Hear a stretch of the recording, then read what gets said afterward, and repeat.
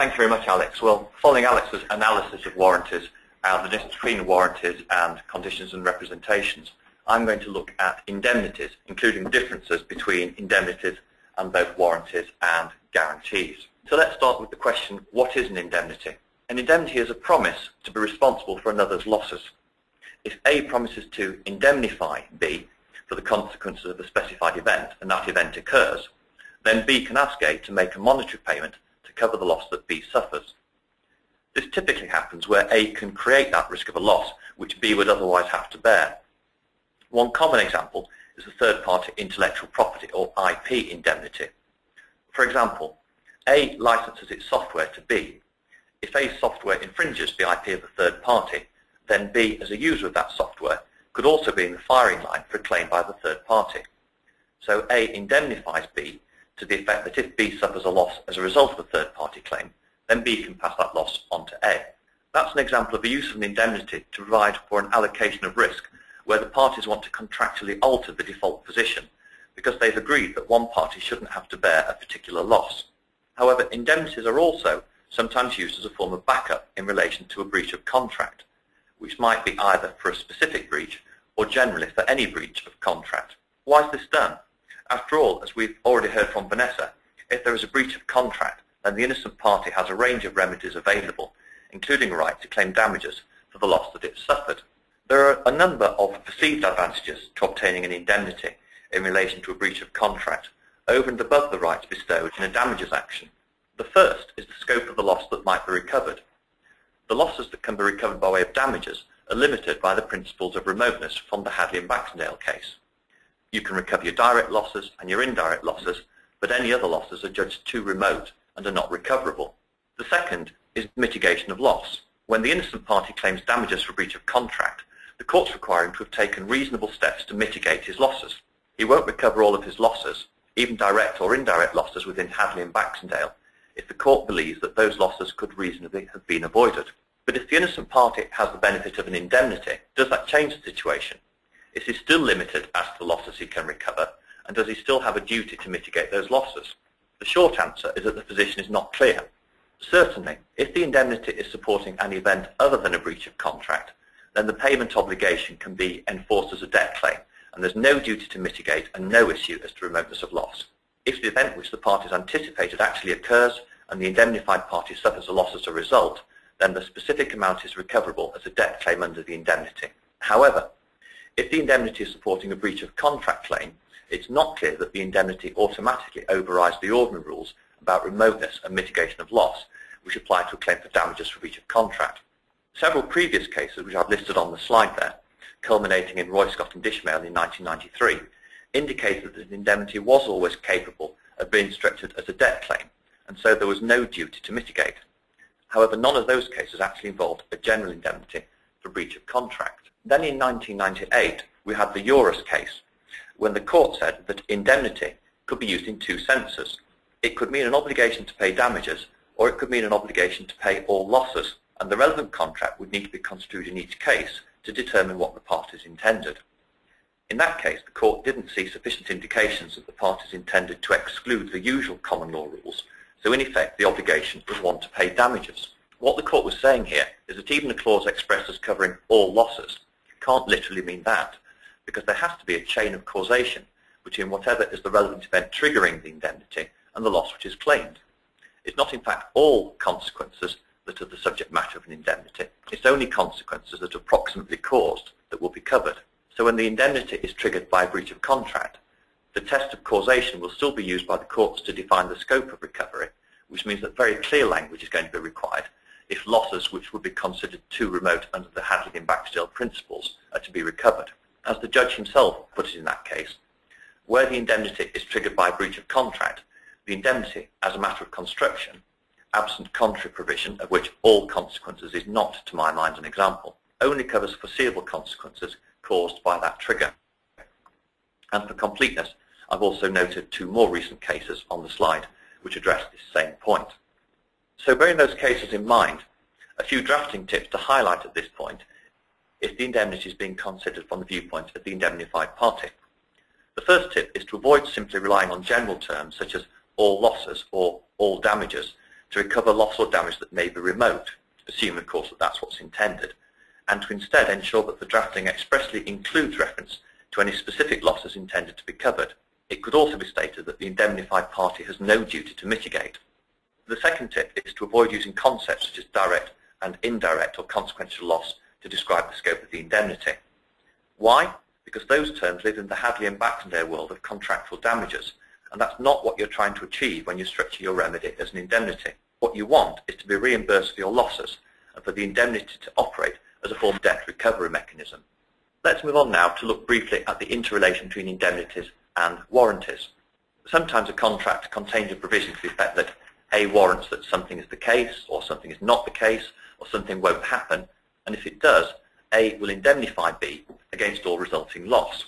Now that we've examined the scenario where an indemnity is used to support a breach of contract, and we know from Alex what a warranty is, we can see that an indemnity which is used to support a breach of warranty is simply an example of that breach of contract scenario. It may be the case that B is not actually concerned about whether or not the specified event occurs, as long as he's assured that he will not suffer any resulting loss, which is what the indemnity gives him. But if the specified event has been structured as a warranty, then if the event does occur, A will also be in breach of contract. This gives B the choice of a damages action as an alternative to the indemnity, and of course if the event is serious enough, may also give B the right to terminate the contract, despite the fact that B may well not need these rights if it's protected financially. Consider, for example, a typical share sale agreement. The contract will contain a range of warranties given by the seller. If there's a breach of warranty, the buyer can claim damages, subject to the principles of remoteness and mitigation of loss. But the buyer is not usually also granted an indemnity in respect of a breach of any of the warranties.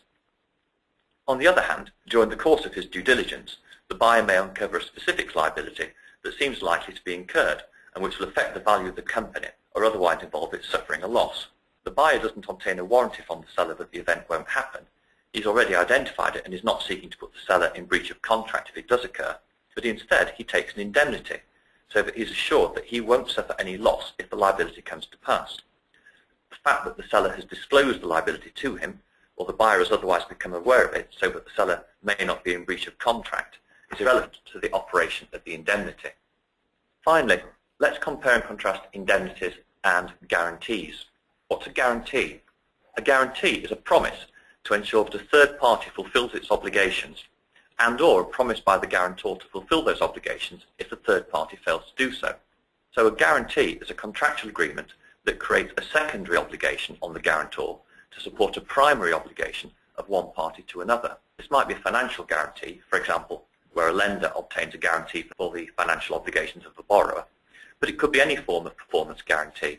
Because the guarantor is guaranteeing the borrower's liability, and the guarantor's obligation is contingent on the borrower's primary obligation, the liability of the guarantor will never be greater than that of the borrower. As well as limiting the amount of the guarantor's liability, this also means that if the borrower's primary obligation ceases to exist for any reason, the guarantor can't be held liable for it. This is known as the co-extensiveness principle. Contrast this to what we know about an indemnity. An indemnity, like a guarantee, is a promise to be responsible for the loss suffered by another party. But unlike a guarantee, an indemnity is a primary obligation given by the indemnifier to the person to be indemnified. An indemnity is independent from and not contingent on the obligations of the borrower. There are a number of potential advantages in giving a guarantee as against providing an indemnity from the point of view of the guarantor. First is the coextensiveness principle that I mentioned before. The guarantor's obligation is contingent on the borrower's primary obligation, and so the liability of the guarantor will never be greater than that of the borrower. A guarantee automatically provides the guarantor with the right of subrogation. Subrogation allows the guarantor, on discharging of the debt of the borrower, to step into the shoes of the lender, so that the guarantor then becomes entitled to recover from the borrower. And guarantees, unlike indemnities, are also vulnerable if any changes are made to the underlying agreement. Any amendments to the underlying contract after the giving of the guarantee will discharge the guarantor's liability under the guarantee, unless the guarantor either consents to the variation or unless the variation is patently insubstantial. So faced with the choice between giving a guarantee or an indemnity, on the face of it, the third party's preferred position would be to give a guarantee. There's one other important distinction between a guarantee and an indemnity. A key requirement for a guarantee is that it must be in writing. For this law, we go back to the Statute of Frauds of 1677, which requires that a guarantee must both be in writing and signed by the guarantor in order to be enforceable. The statute of frauds remains to this day, and its continued operation means that the guarantor cannot be stopped from relying on the absence of writing. See, for example, Football League and Carlton Communications in 2002. And similarly, the requirement for writing means that there is no question of guarantees being given by implication. See Saltburn Finance and Salt in 2002. But there is no such requirement for an indemnity to be in writing. I've also listed on the slide there a couple of cases which consider whether or not the promise made was a guarantee and are good examples of these principles. Because of the perceived benefits of the recipient of an indemnity over a guarantee, many guarantee documents will in fact contain indemnity wording as well, and it's by no means unusual to see a document which is headed guarantee contain a provision along the lines that I've set out on the slide. We can see what's going on here. The guarantee is being expressed as a primary obligation payable on demand, and the beneficiary is under no obligation to recover the debt from the borrower or to enforce any security against the borrower before calling for payment from the guarantor under the guarantee. This sort of wording is effective to remove some of the potential drawbacks that we've looked at in relation to an ordinary guarantee and, in effect, convert the guarantee into an indemnity.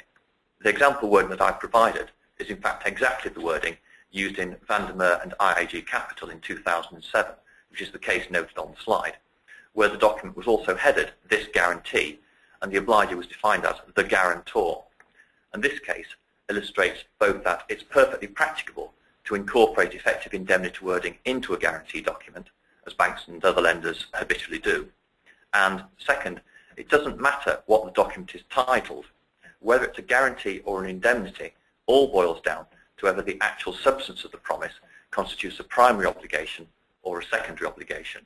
That's a quick canter through the world of indemnities, including compare and contrast with both warranties and guarantees. And to complete our review of the array of expressions of contractual obligation, I now hand over to Ed Cooper to review promises, covenants and undertakings.